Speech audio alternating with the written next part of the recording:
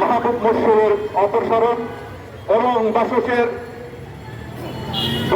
বিগত 15.5 বছরের দুর্নীতি অনিয়ম এর প্রতিবাদে আজকের এই বিক্ষোভ সমাবেশে সম্মানিত সভাপতি, সম্মানিত সঞ্চালক সহ সাংবাদিক নেতৃবৃন্দ, আমরা দেখেছি বিগত 15.5 বছর এদেশের ফ্যাসিবাদী হাসিনার যেভাবে দেশকে চালিয়েছে, তেমনি ভাবে বাসসের এমডি মাহবুব মোর্শেদ তার সেই পথটাকে তেমনি ভাবে চালাচ্ছেন।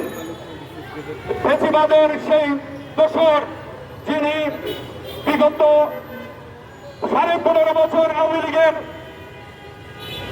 তদারকিহীন করেছেন, কিন্তু 5 তারিখের পরে সে দেশপ্রেমিক সাজিয়েছেন। আমরা জানি সে তার 5 তারিখের পূর্বের কোন ফেসবুক পোস্ট নাই, এবং সে আরো করছে কি, এখানে যখন তার বিরুদ্ধে আন্দোলন হচ্ছে বিএনপির কাছে গিয়ে বলেছেন জামাতের লোকদেরকে চাকরি দেয় না বলে তার বিরুদ্ধে লেগেছে, আবার জামাতের কাছে যায় বলে বিএনপির লোকরা চাকরি দেয় না বলে বিএনপি তার পিছনে লেগেছে।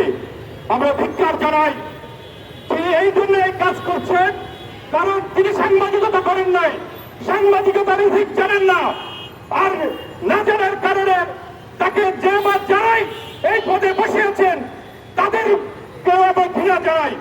অনতিবিলম্বে বাসসের এমডি মাহবুব মোর্শেদের পদত্যাগ অথবা অপসারণ চাই।